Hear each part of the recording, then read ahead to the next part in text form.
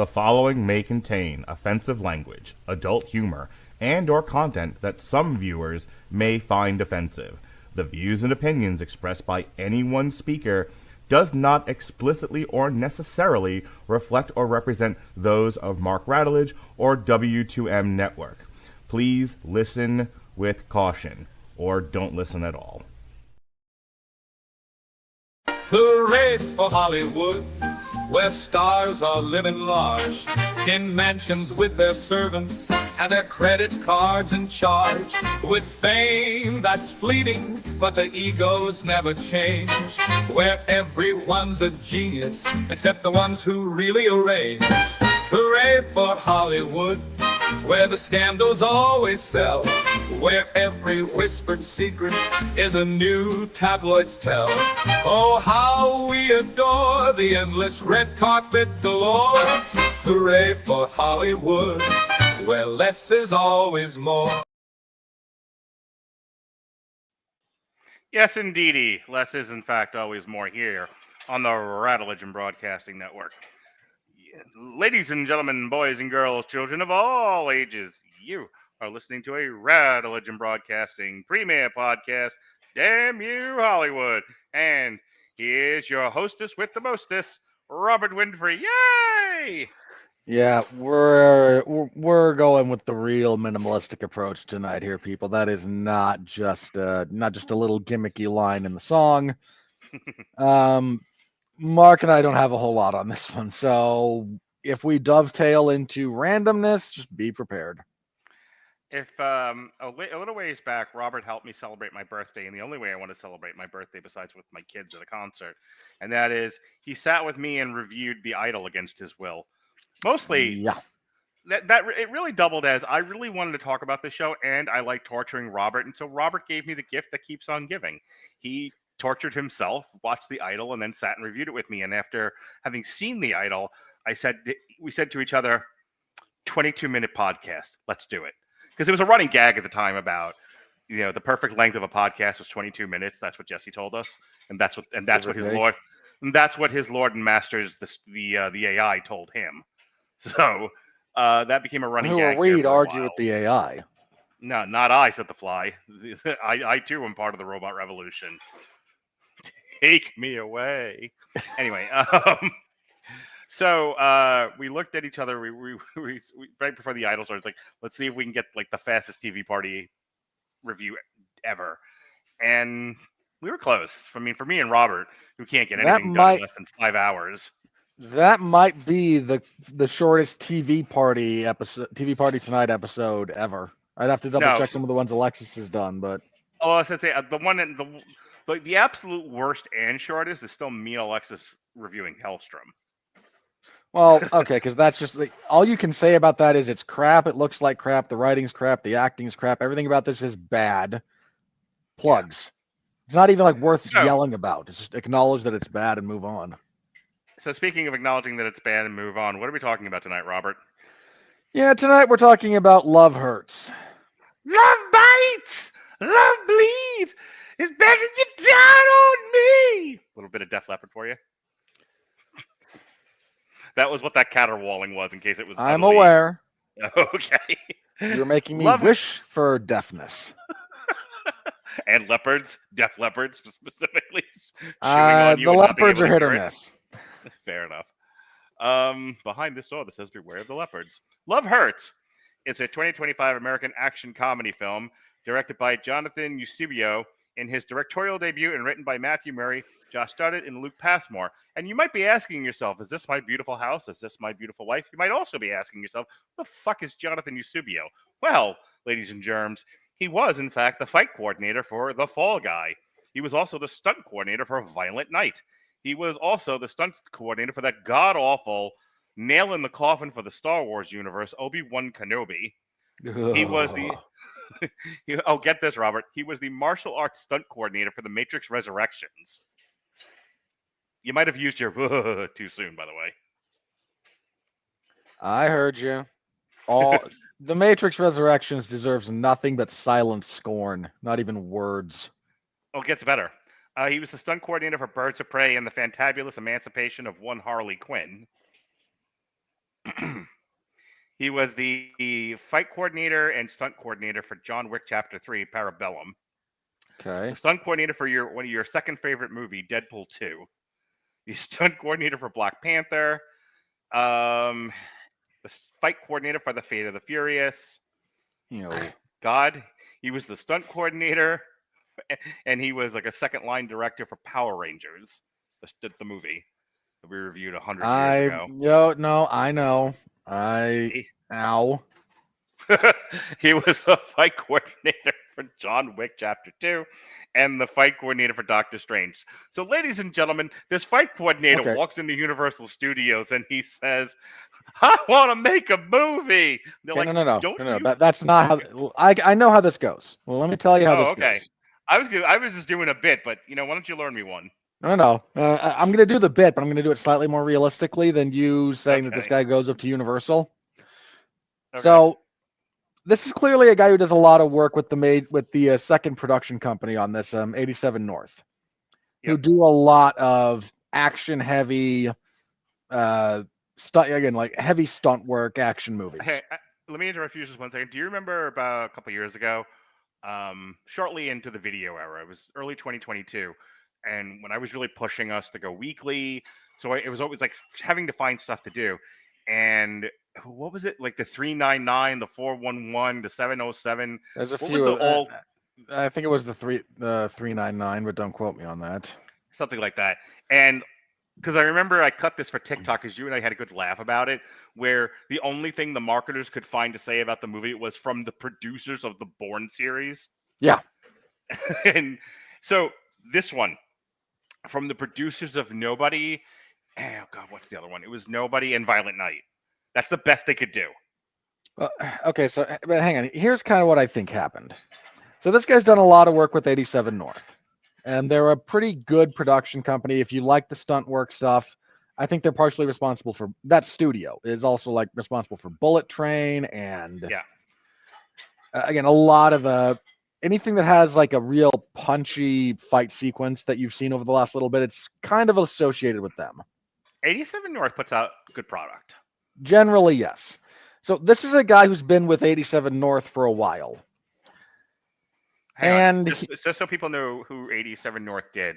The John Wicks, Atomic Blonde, Nobody, Bullet Train, as you said, Violent Night, The Fall Guy.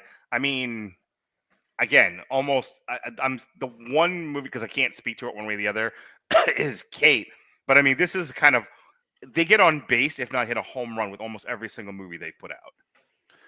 Yeah, and this guy's been doing work for them for a long time, and finally got enough. His punch card finally got filled, and he cashed it in, and they said, "Fine, here's a movie." This is that's kind of my hunch about this, because, oh boy, yeah. Ooh, so boy. So directed by the stunt coordinator of Nobody. And moving on. It stars Ke Huy Quan, who was Short Round in the Indiana Jones and Temple of Doom. He was also Calculator or Data or Data in the Goonies, all grown up. And he was in the Academy Award-winning picture Everything Everywhere All at Once, which if you haven't seen it, don't bother with Love Hurts. Just go watch that again. Yeah, that's a wonderful movie. Ariana DeBose, Dan Yu, Marshawn Lynch of the football player Marshawn Lynch, Mustafa Shakir, Lio Tipton, Rhys Darby, André Eriksen, and Sean Astin, who's just getting fatter with every movie. Its plot follows a former hitman-turned-realtor who learns that his brother is hunting him when he reunites with his former partner. Was released by Universal this past February 7th and was received generally negative reviews from critics, which it deserves. All right, Robert, let's, in the spirit of our dear patron saint, for the chick from Rogue One, let's get this over with. You know, that's a real weird way for you to bring up Felicity. Hang on, take two.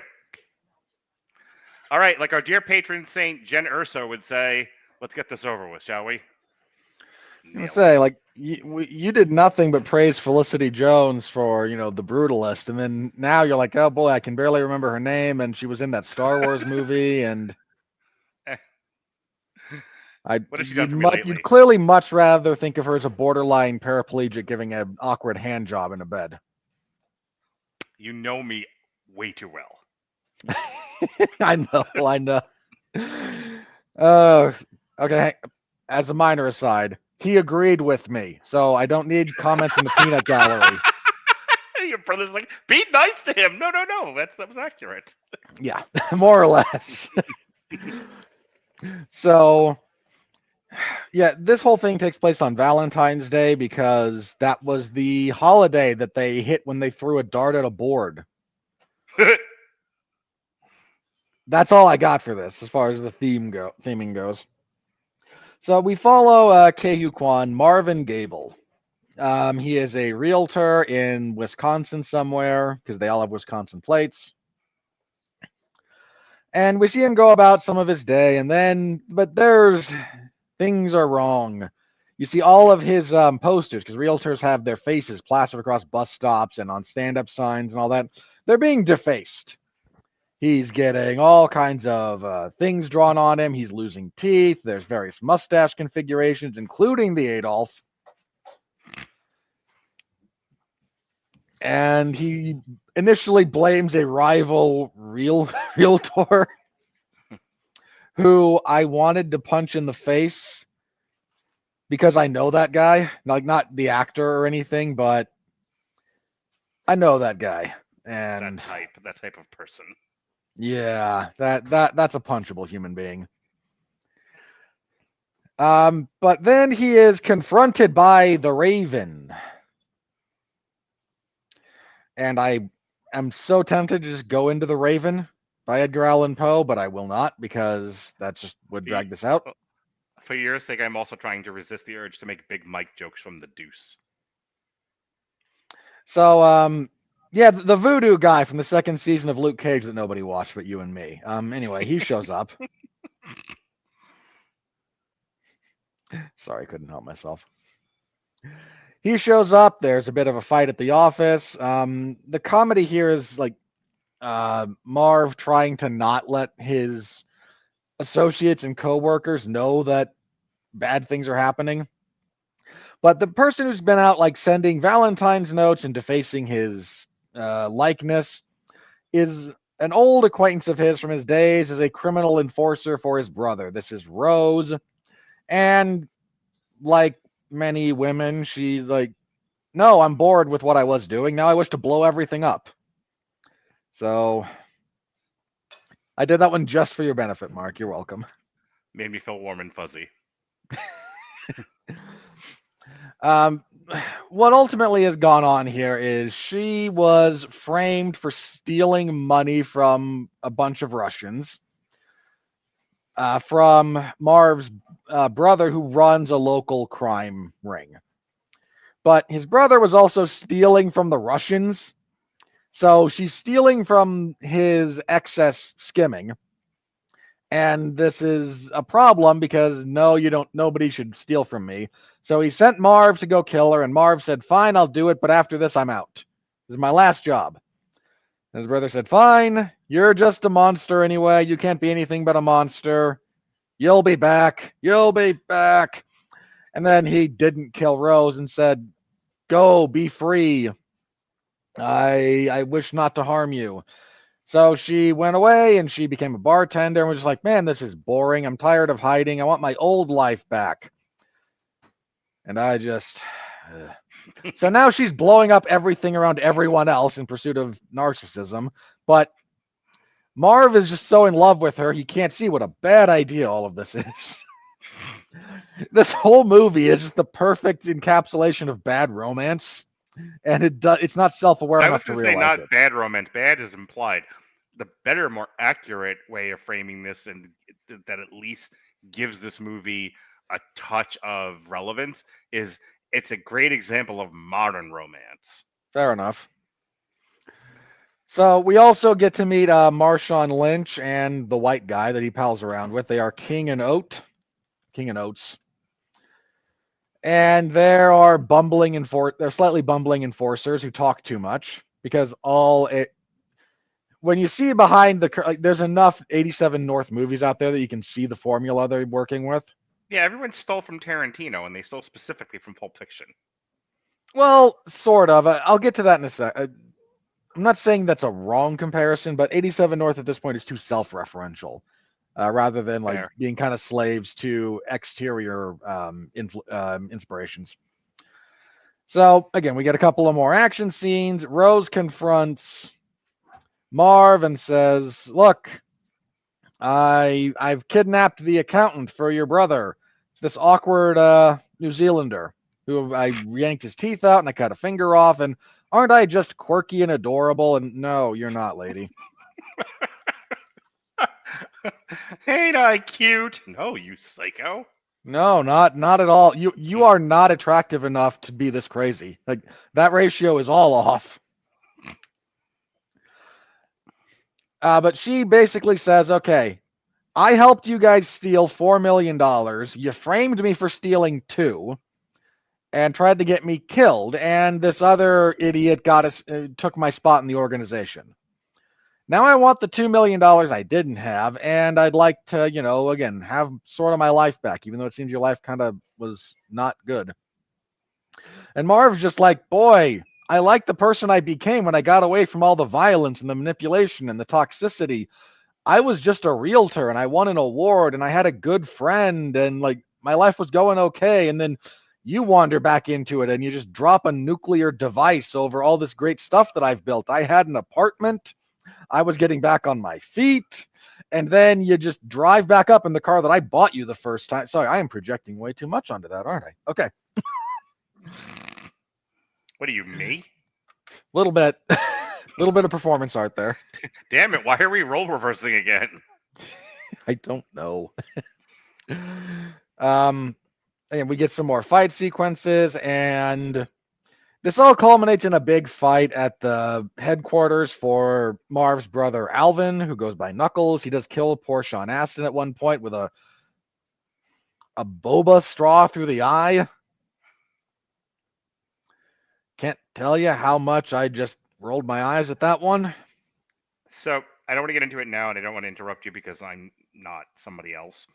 But let me tell you how I saw a double feature with my girlfriend and 2 kids of Heart Eyes and this, and the straw thing, a unifying theme of both besides Valentine's Day. I'm not surprised. Look, we debated whether it was this or Hard Eyes we were going to review this week. I almost told you to like pivot. I was awake through Hard Eyes. You could have. I would have gone. I don't know that I would have had anything to say different. I haven't seen the movie, but just to suffice to say, I don't think it would have like inspired a great deal of. I'll tell you what would have happened. I would have had a lot to say, and you would have said, "I don't identify with this, you, or anything else on this planet, you humans." And I would have been aggravated, and and I'm already tired, and you're tired, and so let's just assume that happens in a parallel universe, and be grateful it's not this one. In some little corner of the multiverse, like this is the last episode. Yes, it's Hard Eyes that breaks us. That iteration survived every other fight, but that one just becomes the straw that breaks the camel's back. Yeah, I'm not really in the world's best headspace to talk about what kind of stuff Heart Eyes pinged for me. So let's just keep going with this stupid shit. Hard Eyes does the slasher as a bit of a metaphor for failure in romantic relationships. The whole movie disillusionment of. Yeah, the whole movie is a commentary on modern romance, and no. let's just keep going with this. We ultimately kind of made the right call. Uh-huh. Don't get me wrong, I love Hard Eyes. The high too for me, and I'll talk about that in the money, but it's one of those things. It's kind of like when we don't do some of the urban stuff, because what would be the point of agitating you that way, or the gay stuff? Again, same thing. It's like, it's just not something that we'd have gotten past it, but it would have been a struggle. Whereas this is easy peasy. So easy peasy. Finish it up. And to be fair, just in case anyone gets the wrong idea there, the issue is not agitating me. My question is always just like, do you really want to review this with me? And Mark, right. And that's what Mark and I both think about it. It's like, I'm not offended by the gay stuff or, predominantly black films, but I don't think that I don't think Mark and I would have anything approximating an interesting conversation coming out of it. Not because I'm Yeah. bothered by it, but just because like I'm me It would and be he's him, and it there's some stuff that just like we miss look, each other. there are some reviews where Chris Benoit and Kurt Angle, WrestleMania 17, and some where Shawn Michaels and Bret Hart at the Survivor Series 97. We're just fucking potatoing each other, and one of us is about to quit. Yeah, that's not entirely inaccurate. All right, finish up. So again, we get a big fight scene at the OK Corral there. It's a import-export place. It's the front. And ultimately, Marv is able to defeat his brother. Then Rose shoots his brother. The Russians show up because Rose tipped them off at the very beginning, essentially, of the movie about what happened. So she gets her $2 million. Marv's brother is dragged away. And Marv now integrates his capacity for violence and instead of being a successful realtor, becomes a club manager for her in some capacity. It looks like it's really unclear. Marv's assistant, who fell in love with the Raven because she has a septum piercing, so we know she likes Tumblr poetry, and that's kind of his deal, is Tumblr poetry. Marshawn Lynch and the white guy who is not Josh Barnett, even though he kind of looks like him. He just had a thing all movie where he's like, boy, I'd like to get back with my wife. She kicked me out of the house again, and I'm trying to be less emotionally constipated. It's the one line that got a laugh out of me this entire movie. I have no problem believing his wife used that line on him in earnest because her therapist fed it to her. Like I know how that goes. I know the genesis of that fight. So they get cut to pieces by the Raven, but non-fatally, just giant gashes over their bodies. But they get to go on, and yeah, this is kind of where it ends. Happily ever after for all the people who aren't Sean Astin or anyone else who got murdered during the finale.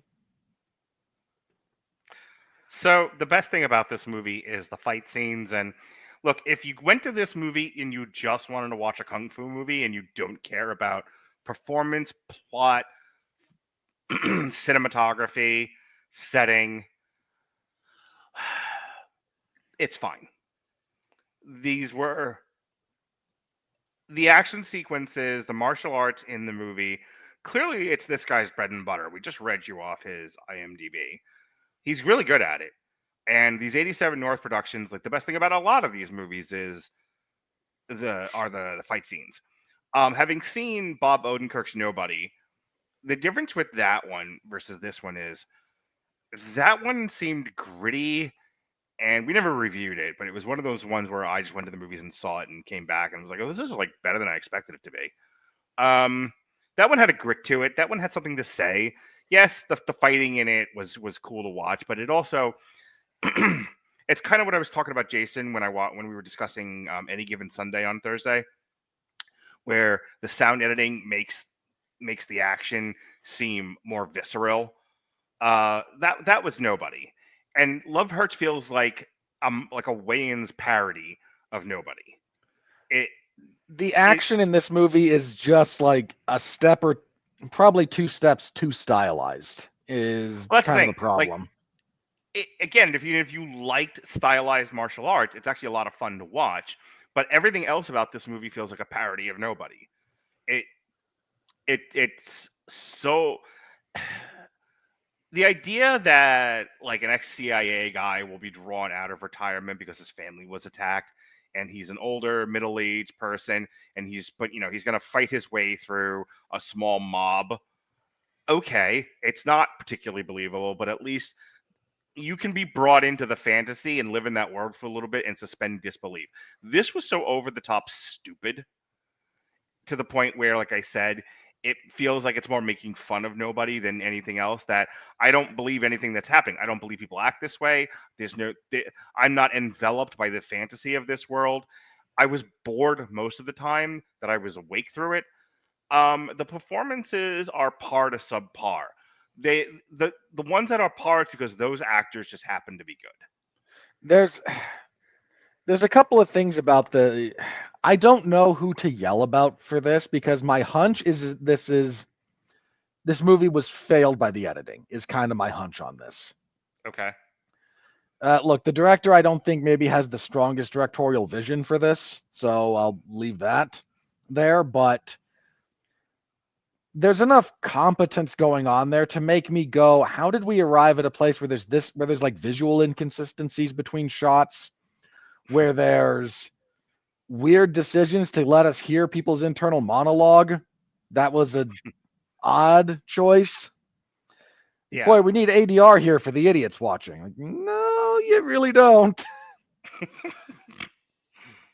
Yeah, Or I tell you, this is a screenwriting thing for me. I think that's the worst part about this movie. well, because this is I would need to. This is one of the reasons I bring it up because Mhm. I would need to see the script to get a feel for whether or not this is writing or editing. Because Well, hang on. editing is The reason why I'm saying that, there's a very specific reason. That's why I cut you Okay. off. This was an elevator pitch that never quite found a script. And they yeah. relied entirely too much on the fighting, the stylized fighting, and entirely too much on kind of waxing dialogue. You know, nobody here had a strong sense of narrative. They had a strong sense of idea, but the follow through doesn't stick the landing at all. Yeah, again, this is kind of why I'm curious about the editing. My hunch is there's a Mhm. much better version of this movie that, for whatever reason, got cut to pieces. I still don't necessarily think great, but Mhm. when you look at some of what is like trying to be discussed here, there's a bit with Marv where he's like, "No, I killed the past version of myself that was responsible for all those horrible things. I don't want to be that guy anymore. I left him for dead for a good reason. And now I sell houses and I find purpose in that. And I like kind of what goes on here. And what they're trying very, very badly to touch on as this goes on, and I mean that very badly, is Marv maybe not quite being as happy as he pretends to be with this arrangement.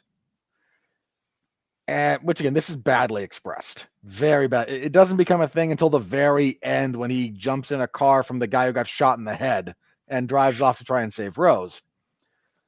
Like the quiet desperation of some of this needed to be more evident earlier, and that's not a knock on Ke Huy Quan, who is more than capable of portraying that. This is either like the director not understanding what's supposed to be going on, or again, the editing cutting away a bunch of stuff that would have conveyed that. And so a lot of young actors, you and I have talked about this, a lot of young actors are too afraid to challenge. Sorry, take two. You and I have talked about a lot of young directors, a lot of first-time directors, or directors with not a lot of notches on their belt. And what we have talked about, one unifying theme with a lot of them is they're not brave enough to challenge their actors, especially if their actors are, big time, legendary figures. Like, they are afraid to really get in their face and pull a performance out of them. They kind of just go, we've talked about the more stage managers than actual directors. yeah. This guy had a very visual idea of what he wanted to do with this movie, and then just kind of pointed the camera and said act. And I don't think he know. See, the art of directing isn't just your ability to point cameras and capture scenes. You also have to be able to communicate with your actors. It helps if you know what acting is. I don't think a lot of these guys do. He's the stunt coordinator for 186 of your favorite movies of the past 10 years. Cool. I'm not taking that away from him, but that's not a guy who I feel like really knows dramatic performance. So if you don't, there are times I have gone to Robert and I said, Robert, I'm going to need, not that I need a performance out of you, but there are times I've gone to you and I said, hey, the show would be better if we did it this way, not that way. I know what I want from you. I know how to ask for it. And for the most part, you hit your marks. We all have bad nights, including myself. But I can go to you, I can go to Alexis, I can go to some of the other people that we work with and say, hey, I need this from you, not that, because I want this to look a certain way. If you don't know to do that or how to do that, or even that you should do that, you're not a good director. And this guy, I think, stepped out of his comfort zone because he had a vision of what it is he wanted to do, and what he should have done was produce this and gotten a real director and stayed in his wheelhouse of stunt coordinator. Because I honestly, because I think if he had worked with an actual director and said, I want to do fancy fight scenes, and that director says, good, but what about the story? And then they could have been a little bit more collaborative, and then I think this is a more fully fleshed out movie. As it is, this is kind of a Saturday Night Live sketch that went on too long. Well, it's not quite that ridiculous, but it relies a bit too much on formula, because these kinds of movies from 87 North have a handful of things. You have a slightly unlikely protagonist. Again, whether this is John Wick or the guy who, like, we spend the first act like he's just a guy, a grieving man, but he's just a guy, and then everyone lets no, this is the devil. And you killed his dog and stole his car. Whether it's some sort of the novelty of Charlize Theron doing the John Wick thing, because she does not look like a traditional action star. So watching them create stuff that's believable for her character to pull off, and kind of leaning on some of the espionage elements of that. Or Brad Pitt's very happy-go-lucky, boy, I shouldn't even have been here. I was called in because Ryan Reynolds got sick. Spoiler for Bullet Train. Or Nobody, which is Bob Odenkirk of all people. You've got the slightly slightly offbeat protagonist. You have again some really nice stunt work, but the characters are fleshed out with broadly drawn characters that are meant to be carried more by performance. So again, if we look at Bullet Train, you look at Marshawn Lynch and the other guy, and it's supposed to be Tangerine, and it's supposed to be Aaron Taylor Johnson and the guy he's with in Bullet Train, whose name escapes me at the moment. Yeah. Like, they're the ones who do the bickering thing. It's always just a little bit, and I don't mean this unkindly, there's always a little bit of a gayness to it, but right. I don't necessarily mean like erotic. I mean, so gay is the wrong word. These are meant to be like, what was this described to me once? These are meant to be boyfriends the way straight women have girlfriends, right? Yeah, I'll buy that. Like, these are meant to be like bros, and they're a little bit quirky, they're a little bit fast talking, and they bounce off each other with the weirdness. Again, John Travolta and Samuel L. Jackson from Pulp Fiction. So I'm not wholly disagreeing with you. My problem is, like, at this point when I see it in these, I don't see John Travolta and Samuel L. Jackson from Pulp Fiction, partially because Tarantino himself has done that bit to death. But that's a byproduct of how Tarantino creates movies, and not him like thinking that that one bit is the greatest thing he's ever done. That's a other discussion. But there's always that. There's just a lot of self-referential stuff that is going on in this movie to the 87 North sort of sensibility. Mm-hmm. Yeah, I really was let down by this movie. I had moderate hopes, and there's a handful of points in this when you can kind of see the glimmer of what maybe this could have turned into. You can see bits when Ke Huy Quan actually does act and is like really struggling with either trying to keep the more violent side of his personality completely suppressed, or his genuine frustration at times that my life is blowing up. This crazy woman wandered back into it apropos of nothing that I did. I think in better hands and a bigger budget, spent on a better cast, and then let's rework this script and beef it up a bit. I think you got something here. Yeah. But I think this is limited by the resources that they had and by the people working on it. I don't disagree. The only guy I'd really go to bat for in this whole movie is Ke Huy Quan. Everyone else I think is more or less No, replaceable. he's fine. Like I said, he is fine. It's everyone working around him that isn't really hitting their marks. Like, I don't think they got the wrong girl for Ariana DeBose's part, but that's probably all they could afford, or all we could get for this. Yeah, allegedly, she won an Oscar for something, and I'm just like, really? It's funny because they probably sent this out to a lot of known actresses, and a lot of them like it's too small for them. This is a small movie. And Yeah. when we talk about the money in another minute or so, you're gonna see just how small it really is. I guarantee you, a lot of like Scarlett Johansson's a little too old for this now, but like you throw this at like a Scarlett Johansson, and she says, "No, I'm Scarlett Johansson. I'm not doing this. I have options." Nobody who has options is doing this movie. Not the way it is. Not the way it's set up. That's probably true. So, which led to, again, a little bit of frustration on my part, because I walked out of this going, if this was functionally, if you could do movies like you do writing and this is your first draft, I don't think it's a bad first draft of a film. The problem is, like, that's not how this works. You don't get a first draft and then we can revise and edit and fix. Like, your film is your film. And unfortunately, it falls really, really, really short in a lot of different ways. And it's unfortunate. Like I said, I kind of had moderate hopes for this, but nothing to be done now. It is what it is, and it's just kind of a letdown. Yep. All right. Anything else?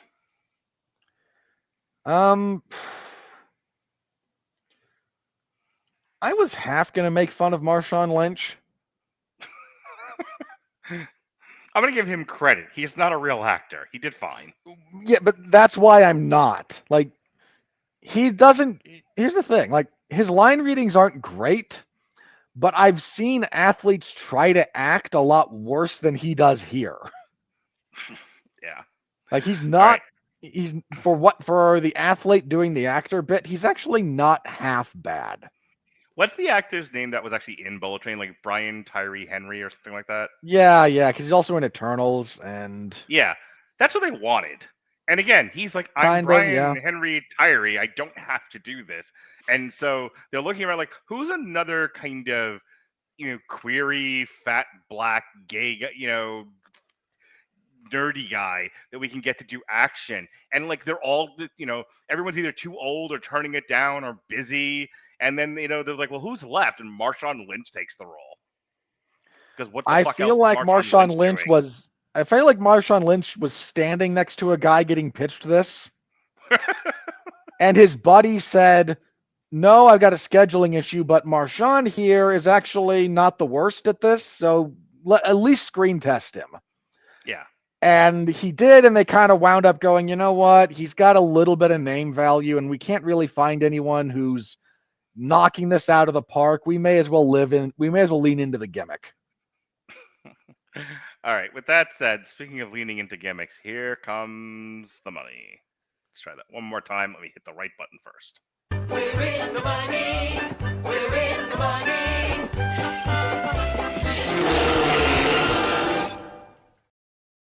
Alrighty. Where are we? On a budget of... Hang on. There we go. On a budget of $18 million, Love Hurts, as of February 9th, grossed $5.8 million in the U.S. and Canada and $1.1 million in other territories, for a worldwide gross of $6.9 million. In the U.S. and Canada, Love Hurts was released alongside Heart Eyes, and was projected to gross $7 to $8 million from over 3,000 theaters in its opening weekend. The film made $2.6 million in its first day, including $850,000 from Thursday night previews.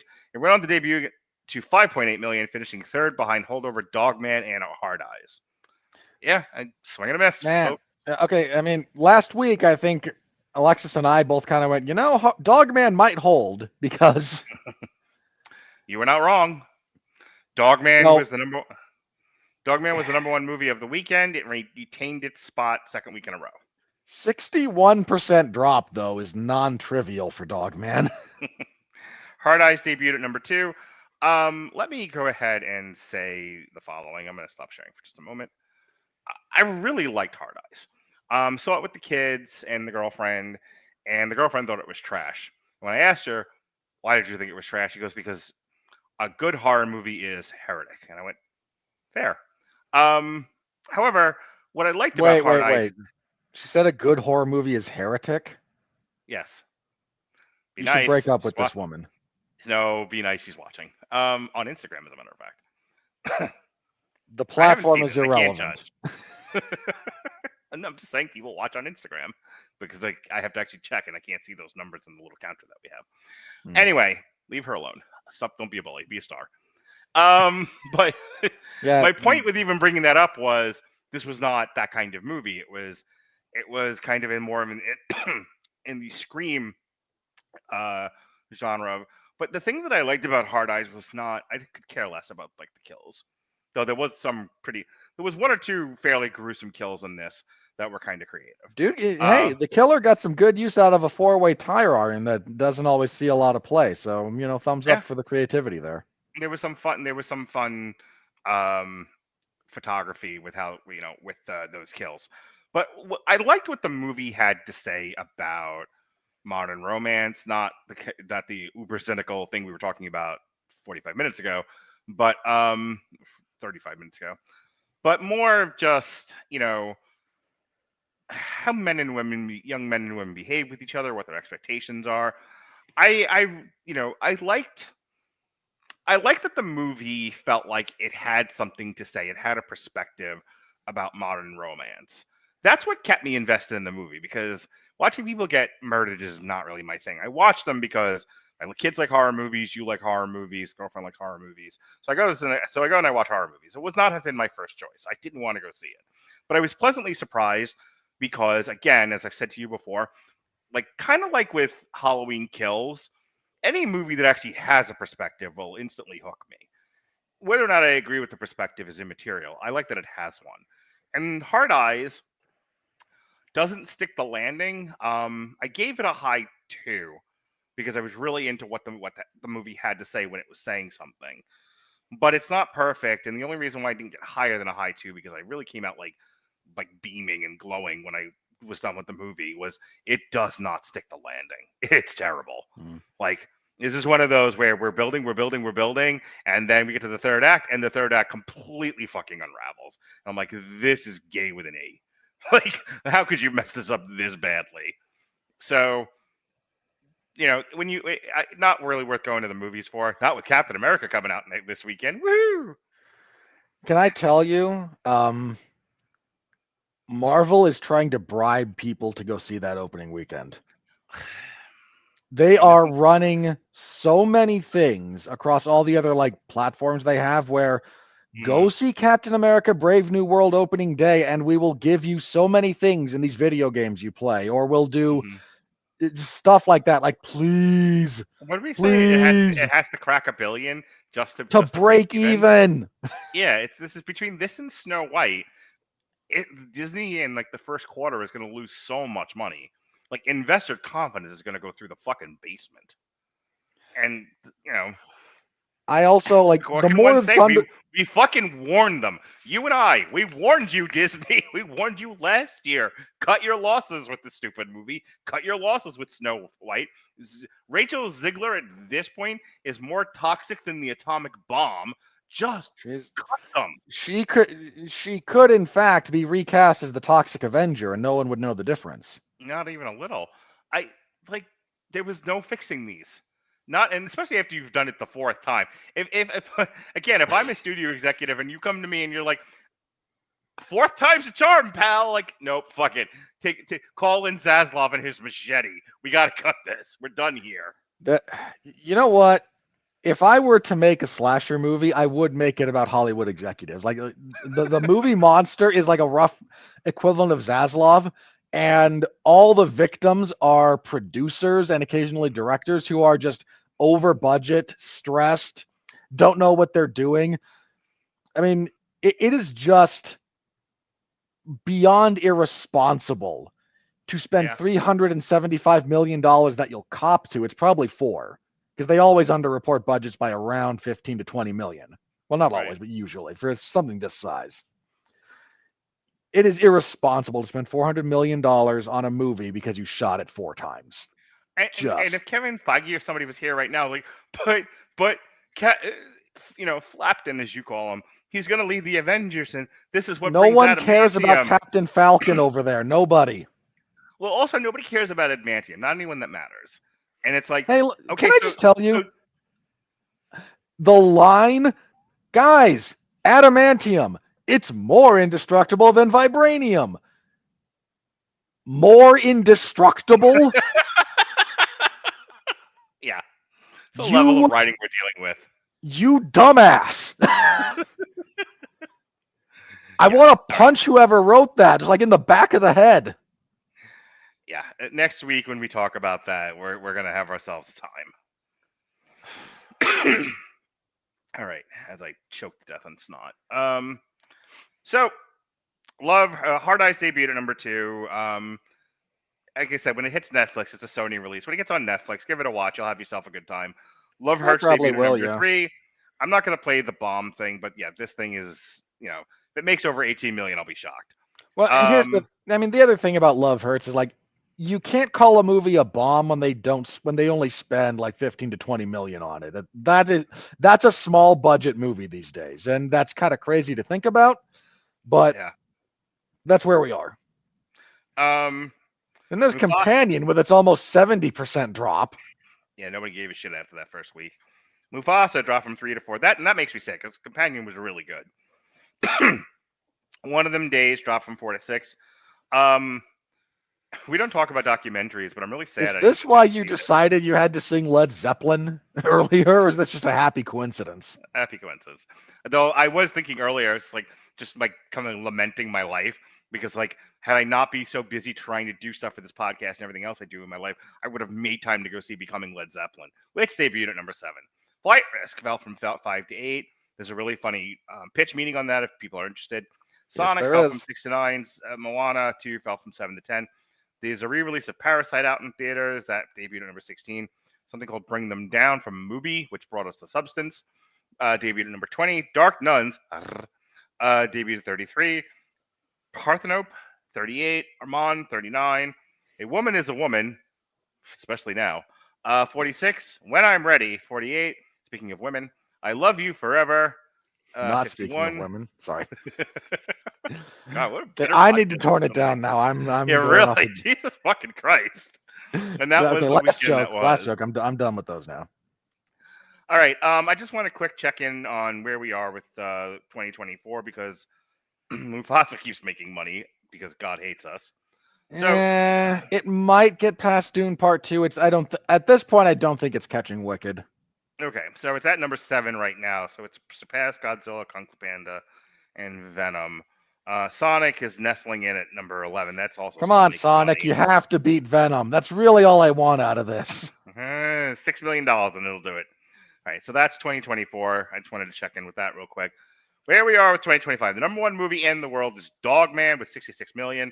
Den of Thieves, Pantera, which is already on streaming, like PVOD, is at 53. What's it say about the world that the number 1 movie doesn't actually become a legitimate player until halfway through February?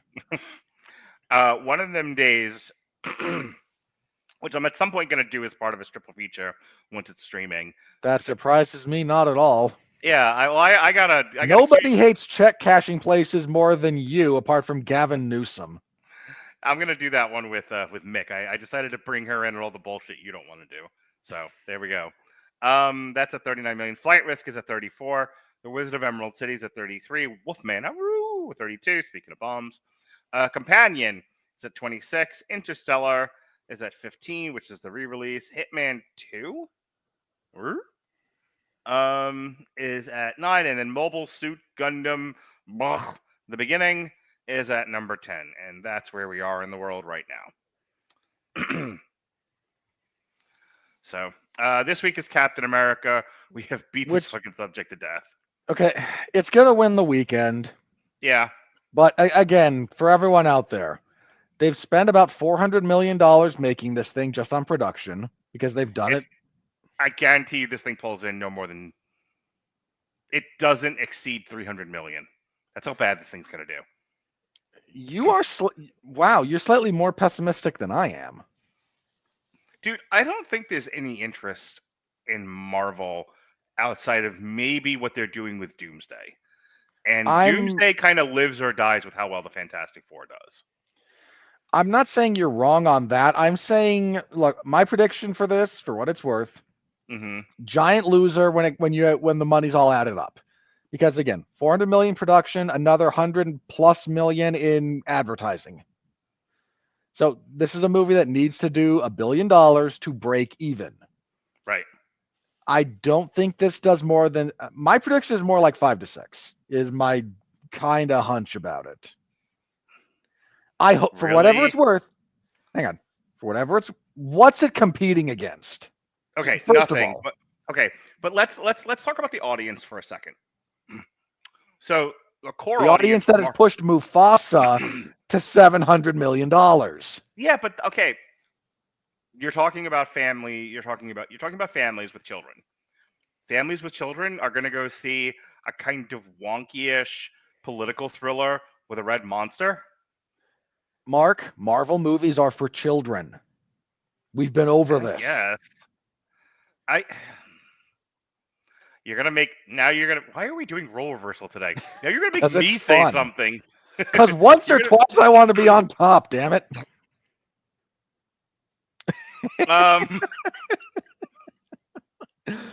Okay, no. Make your response. I set you up for that one. Make your response. I don't think movies with non-white male leads from the ether attract an audience. And I think that's borne out in the results that we've seen. Because if somebody else fucking put Wonder Woman, that isn't what I just said. Wonder Woman had a base. Okay. If this whole past 5 years that they were pushing, and I don't mean to be one of these people. I'm usually the people yelling at these people, but it's factual to say the last 5 years for Disney and other major studios has been about pushing the message. Let's say it a different way. Let's say it in the pop culture way right now. Pushing DEI. Okay. And again, I didn't want to be that guy, and I'm not that guy, but facts are facts. They pushed non-white, non-male action leads for the past 5 years. Hooray! I love Shang-Chi. I'm not the guy, but I'm going to call a spade, no pun intended. Every one of these pissed off the core fan base. From Shang-Chi to the Marvels. Now, somewhere in there was an Ant-Man, and nobody liked it. Nobody saw anyway. Nobody liked it, nobody saw it, and what they did see sucked. Poor Modoc. So again, I say, and then but Doctor Strange and Thor, yes, both aggravated the shit out of people. And oh, by the way, Doctor Strange had to share screen time with America Chavez, which annoyed the piss out of people. And Thor had to share screen time with Natalie Portman, who's this fucking big, and then pissed off a lot of people.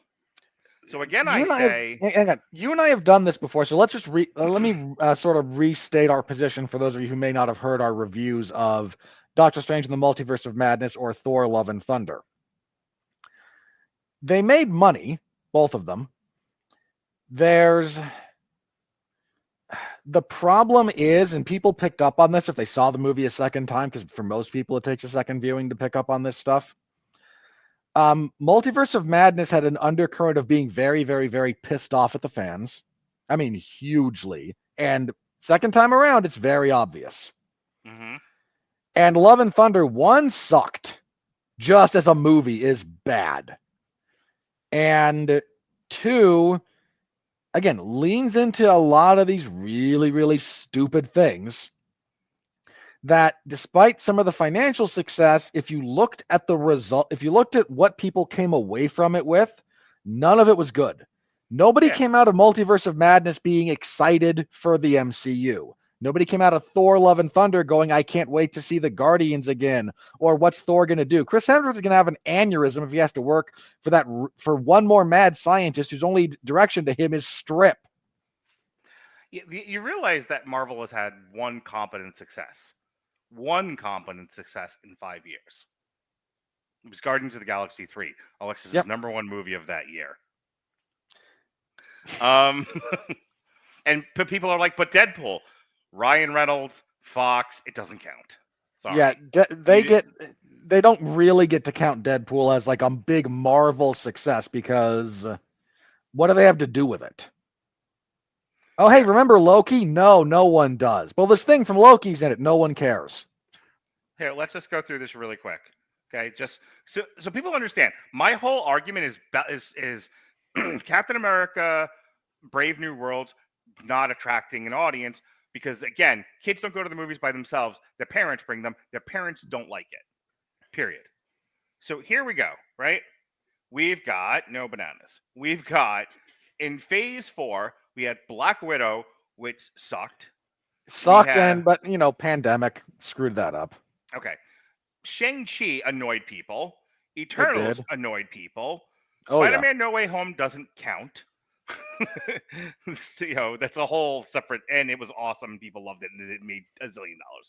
We just talked about Doctor Strange and the Multiverse of Madness. We just talked about Thor: Love and Thunder, and Black Panther: Wakanda Forever was you missed the fucking ball like Charlie Brown and kicked the guy holding it.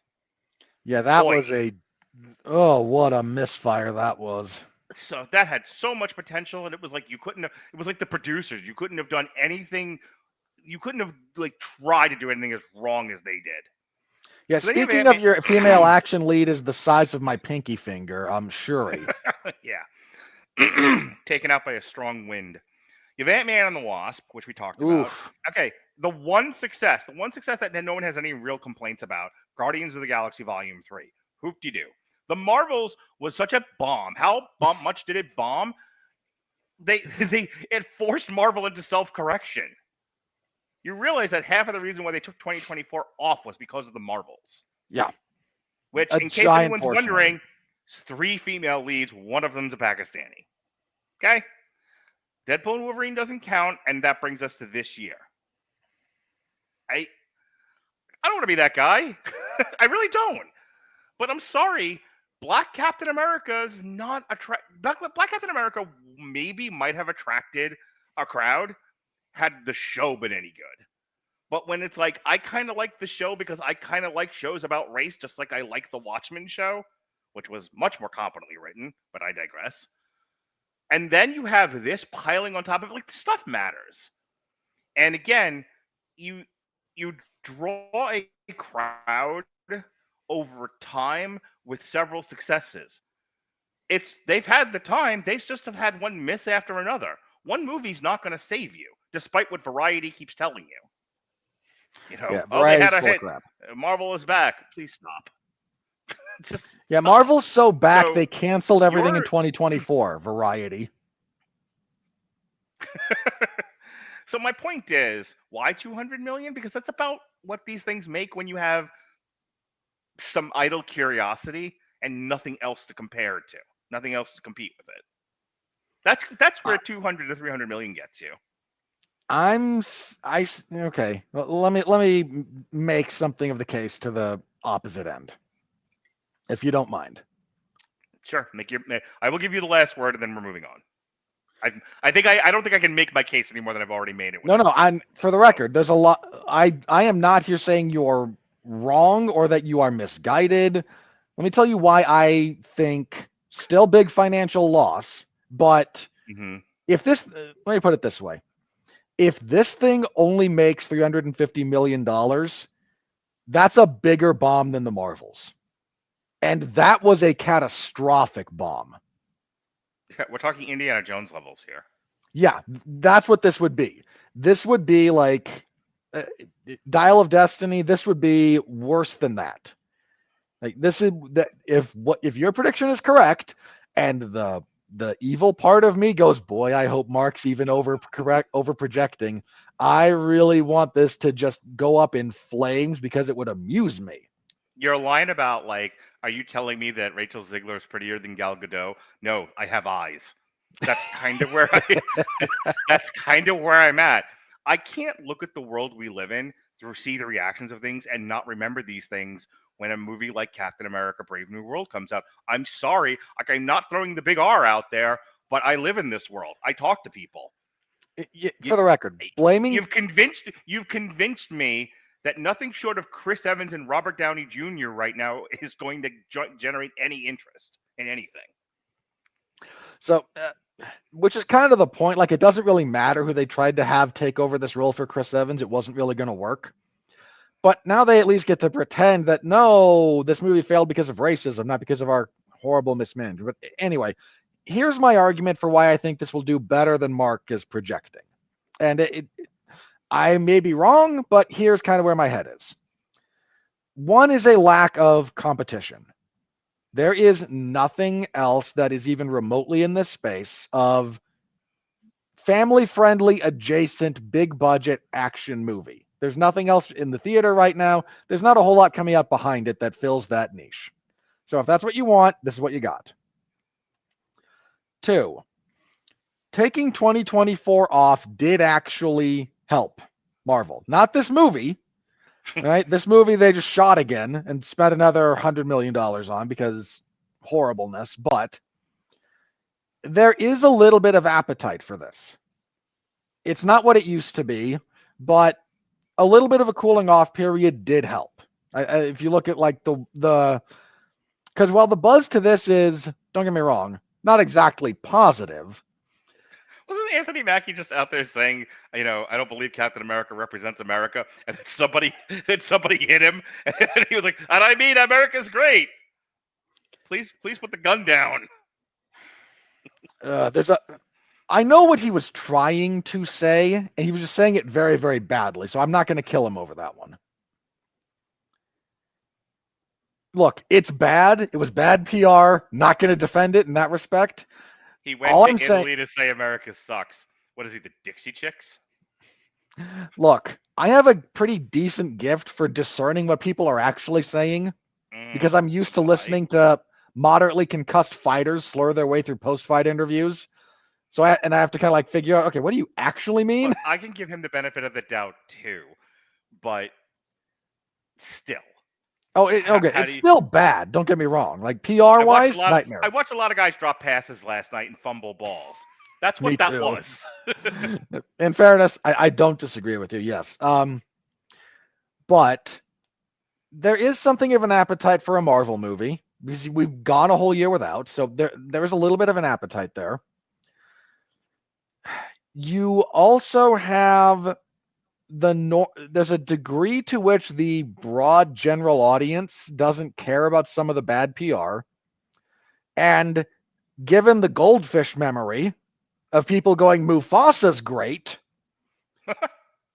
I'm just saying, like, there's some idiots out there. Idiots is the wrong word. There's people out there for whom movies are nothing but a way to turn your brain off for a few hours. Okay. And I think to sum up your whole argument, if you think families are going to carry this movie to a halfway decent box office, I won't fight you anymore. But that's your whole argument. Mostly, and I guess my counter to that is I don't think there's enough families that care. I don't think there's enough families that'll go. You could very well be correct. I'm not saying, but you're not out of bounds here. Mm-hmm. I just look at something like Mufasa getting good returns, and I lose. There's no. This is not meaningfully different. Mufasa for a second. First of all, people react differently to animals than they do superheroes. Sure. And Mufasa came out around Christmas and got good buzz from people who don't have good taste in movies. Okay? We're just going to take turns being assholes here to our audience. Hold on. Our audience knows the difference. You might choose to, but you're aware of it. That's kind of why we do this, because we appreciate you people. Somebody out there going, oh, I really liked Mufasa. Like, fine, like it. Just understand it's dumb and nonsensical and really bad. You can still like it. No one's gonna berate you for that. I think Mufasa to Captain America is apples to oranges. Is all I'm saying.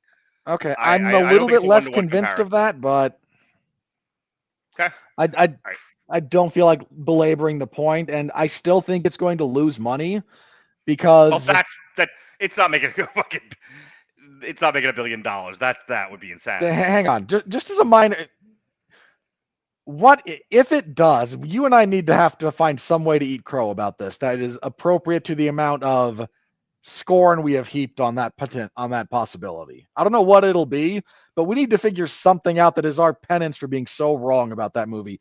If it goes on to be like, well over $1 billion.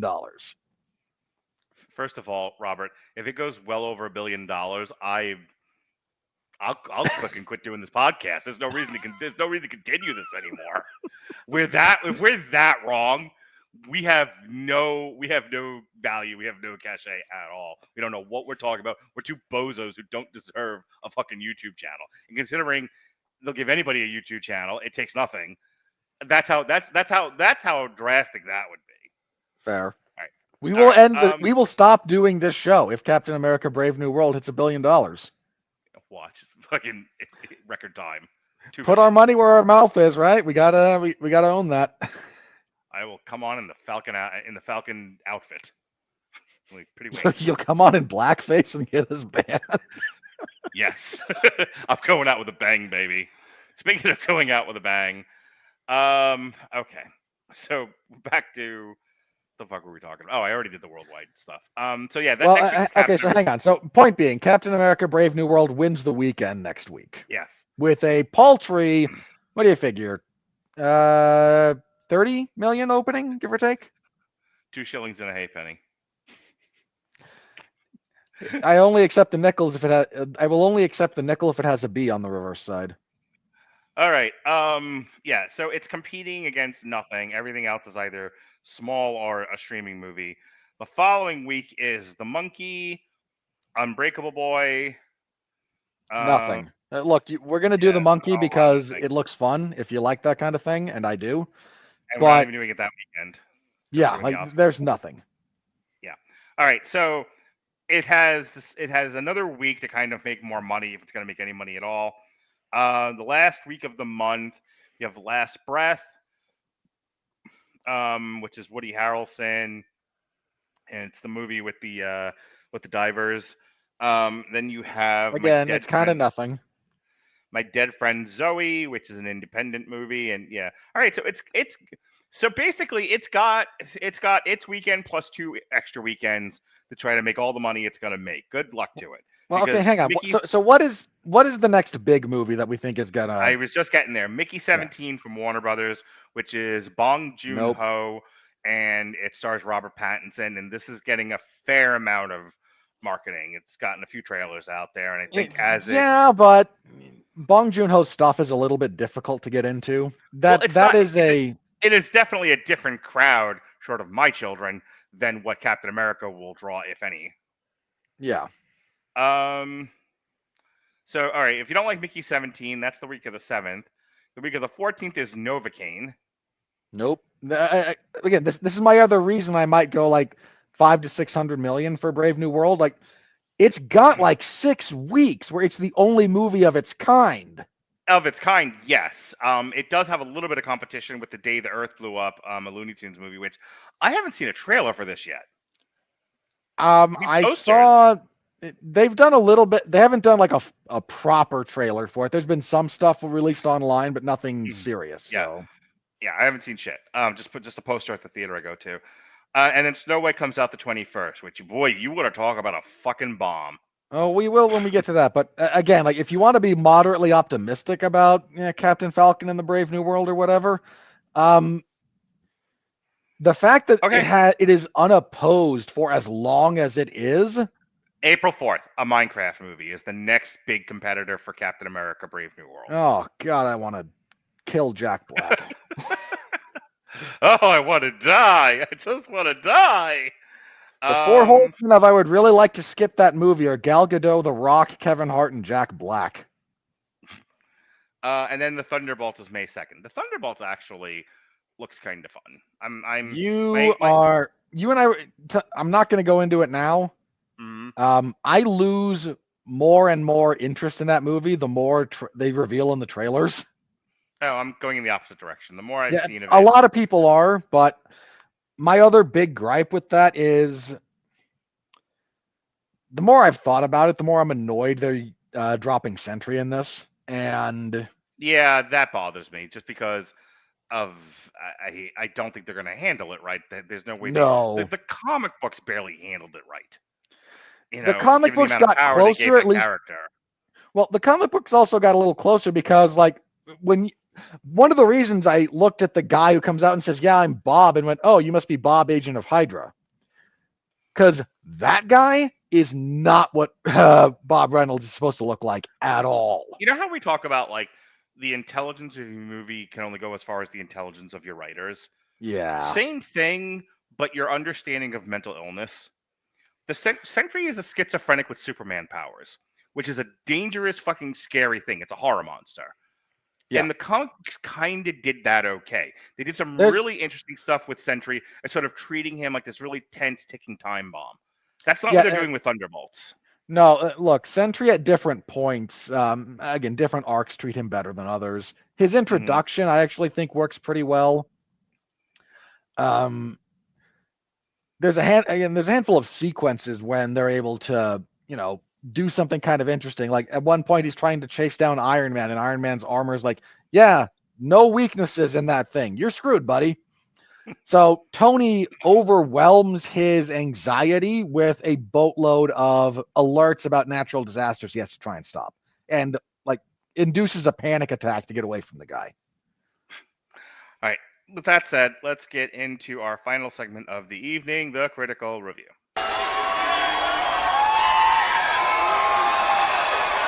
Are you ready? No! I said, are you ready? No, God! No, God, please, no! No! No! No! Well, there it is, folks. 18% on the that's about simulator. right. Yep. 14 when you look at top critics, 18 is all critics. Verified is 63. All audiences is we. Yikes. Yeah, that's about right. And the AI writes, oof. The AI wrote ouchie. Okay, then. Even the AI phoned this one in. The AI said, I give up. What is my life? All right. Let's see here. Kevin Carr, a fat guy at the movie, says, It's been a minute, Kevin Carr. How you doing, buddy? most scenes bounce from overly choreographed fight sequence to an info dump of extraneous exposition, then back to a different yet repetitive fight sequence. Add some bad lighting and murky cinematography. It's hard to tell what's happening half the time. That back half is a little overly critical of that movie. I actually don't have much of a problem with most of the lighting in this movie. The cinematography, I will agree, could have been a little sharper in a handful of places. Rachel Wagner betrays her gender in RachelReviews.net. I hate to say it, but Ariana DeBose is awful in this film. And I'm beginning Wow, honest criticism. And I'm beginning to wonder if she belongs more on stage than on screen. Okay, that review is nothing but this woman's like self-flagellation for having to say that a woman was not a good actor in a movie. Yeah, no, she's mad that she can't overly praise another woman. Jack Martin, a film feeder. Just in time for Valentine's Day comes 2025's first cinematic heartbreak. Yeah, that's oof. Jeff Harris of 401mania.com. The film is not utterly devoid of charm thanks to the energy and charisma of Quan brings to the fight sequences. However, despite the title and Valentine's Day themed elements, romance is where love hurts is most lacking. That's fine. We didn't talk about it a whole lot, but can we also just say out loud that Ke Huy Quan and Ariana DeBose have negative chemistry? None, zero. It's like, it's like a cactus fucking an ice cube. I don't know what's happening here. Speaking of cactuses fucking ice cubes, Amy Nicholson of Los Angeles Times, top critic. Love Hurts is an action romance that fizzles like a science class volcano made of baking soda and cheese. Are you bored, Amy? Also, Mark, didn't she you work were for a bored. different You were paper bored last by this week? movie.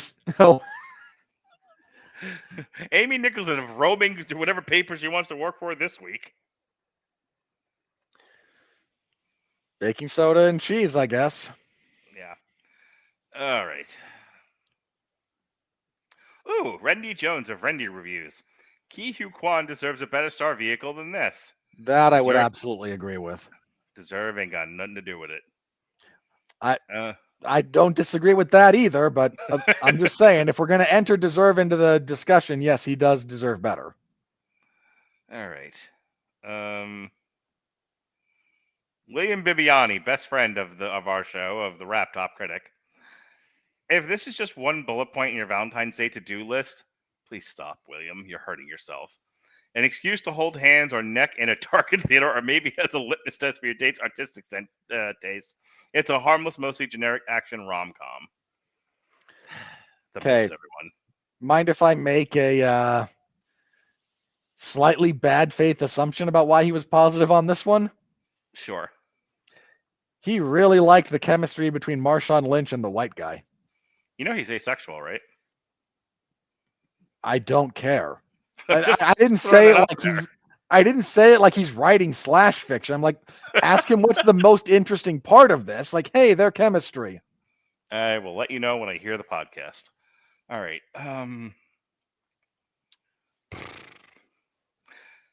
Nell Minogue of Movie Mom, top critic.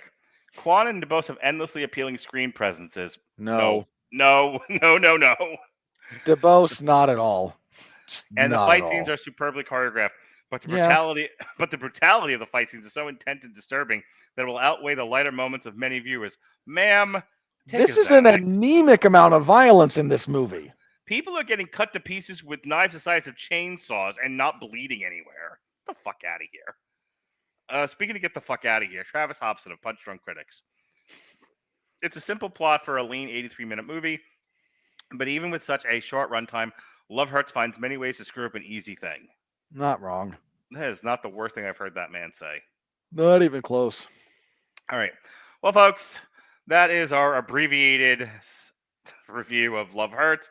I told Robert before we started tonight, I am tired. I just want to go to bed, and I still have to watch Above the Rim. Not Above the Rim. He Got Game for Thursday. So we're done He does here. not. Thank you. The title is a lie. That's the twist. The title is a lie. He does not have game. Superb. So You'll enjoy this week, speaking of that, I don't think Alexis is doing a show this week, but I will be doing another show on Thursday. We're doing another. We're back to Black History Month shows. Jason picked these. It's basketball themed. Got Above the Rim, Coach Carter, and He Got Game. And then Kind of a show that surprised kind of surprised you didn't throw Basketball Diaries in there, but oh wait. Black History Month, sir. So this Saturday at noon, assuming he doesn't cancel on me for a third time, Evan Bevins will be on Comic Strip. We'll be talking corrective measures, and then that's that. Sunday night, while I still have him, Jesse and I and Andrew Graham and Dorian Price, theoretically, will be doing The West Wing Season 2, which I'm 5 or 6 episodes into now. Next week, Flapped in America, Brave New Warriors. Nothing from Alexis. Brave New World Order.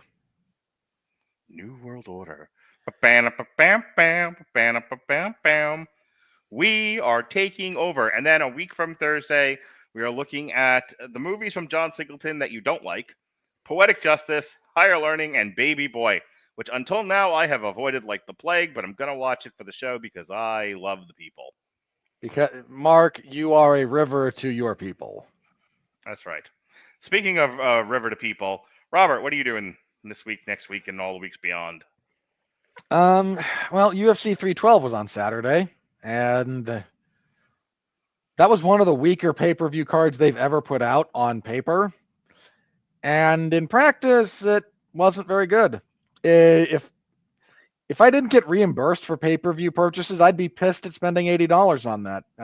Was topped off by 2 title fights that wound up being deeply uninteresting. One of them was Zhang Wei Li just, I'm better than Tatiana Suarez everywhere, but we're going to just be here for 5 rounds.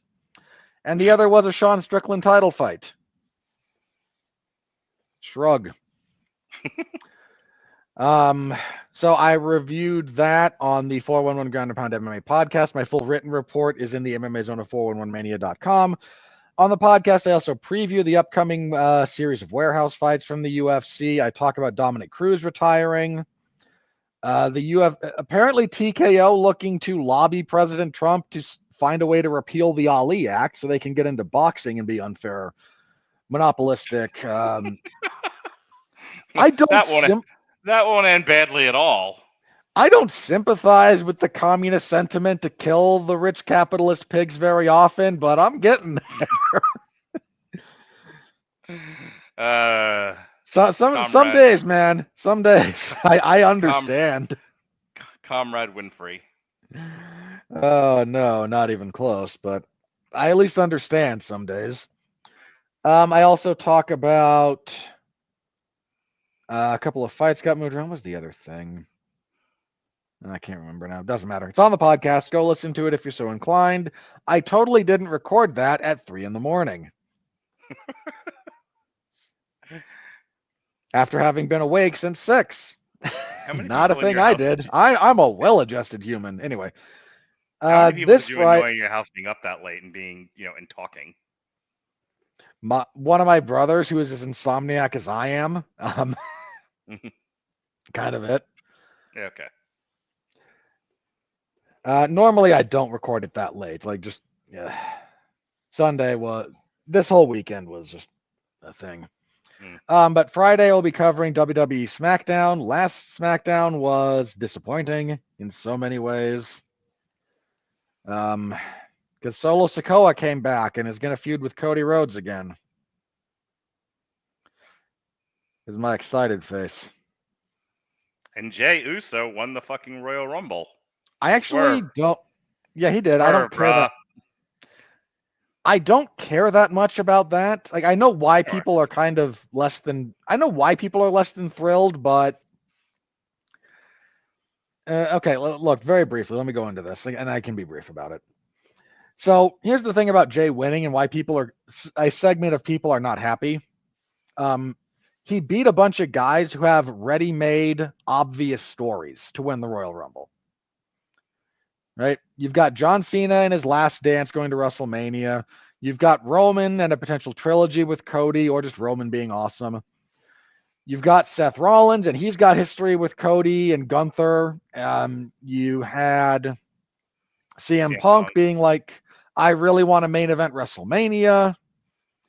And you've got Drew McIntyre as the human personification of gloom and self-righteous violence. And he's not exactly he's pretty interesting. You had these other guys with ready-made stories. And then Jey. And 10 days ago, we watched Jey get beat clean by Gunther in a serviceable but forgettable match for the title. Mm-hmm. Jey is maybe the most over guy on the roster right now. If you look at the reactions he gets, that dude is over like Rover. He just didn't have an evident story, and they've got time to fix that. That's why I'm not the sky is falling over this. No, I know between now and April, there's plenty of things they can do to get us to the point where when we finally get to WrestleMania, I'm not annoyed. Just I don't see the I don't see right now the point of giving that win to Jey Uso. Winning the Royal Rumble used to mean something. Now it kind of feels like the time Big John Studd won it. It's a little bit much. I'll also throw this one out there. If Poochie hadn't won the Women's Rumble, we might be feeling differently about Jey, but that just brought everything down. I at least had a negative emotional reaction to that as opposed to no emotional reaction to Jey winning. Yeah, because look, man, Charlotte got booed mercilessly on Raw after winning. Then she showed up on SmackDown, cut a heel promo on a crowd that half wanted to cheer her because she's kind of stupid. Yeah, I saw the little bit of interaction she had with Tiffany Stratton. That was good shit. No. Okay, there's two problems with Charlotte right now. One, they're trying to do the I'm a brave, conquering babyface to someone who's been handed everything. So no. Two, whoever did her latest round of plastic surgery did her no favors. Her face doesn't move like a human face anymore. Okay. And three, she looks unhealthy. I don't know what it is, but I From remember the TikTok I saw, I hear her face seems off center from her nose, but outside of that, I didn't notice anything. And and my comment was more, I like Tiffany Stratton's reaction to her. Sure. But look, here's the thing.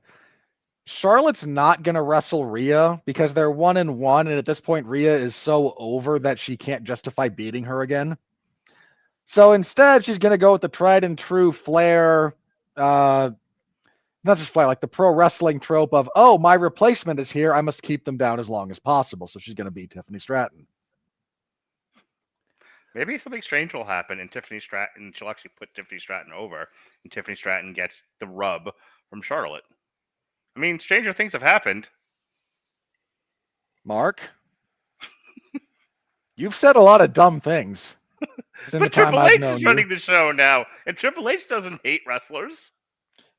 You think Triple H is not emotionally blinded by his basically niece in Charlotte Flair? Look, Vince pushed her to the moon because she's hang on. Vince pushed her to the moon because he's a dirty old man. No, I know that. But I'm trying to figure out how you got to basically niece, and then I remembered, oh, that's right, she's Ric Flair's daughter. And She's literally Ric Flair's daughter. Well, no, and Ric Flair and Triple H were... All right, you're done with plugs, unless you're not done. And be done. Almost, yeah. But when I say she looks unhealthy, there's something about her like body and skin composition that just does not look like. Putting her next to Tiffany, who looks healthy, and then there's Charlotte, who looks like over muscled, and then like her skin is too loose.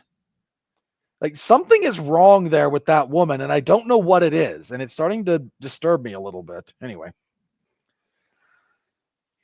So yeah, I'll be covering WWE SmackDown on Friday, where Solo Sikoa will be, and where Charlotte will be, and God, I don't want to be there. Then Saturday, I will be covering again the UFC fight. It's headlined by a pretty good fight, actually, between Gregory Rodriguez and Jared Cannonier. It's the Killer Gorilla and RoboCop. Mark, I'm sure that's a direct-to-DVD movie somewhere. But yeah, that one's okay. So there's a full preview again. And yeah, next week is oh boy. Next week, everybody. All right. Well, thank you for joining us here on Damn You Hollywood. we pray for illness next week. That's Robert. I'm Mark, and I have to pee. Be well, be safe, and behave.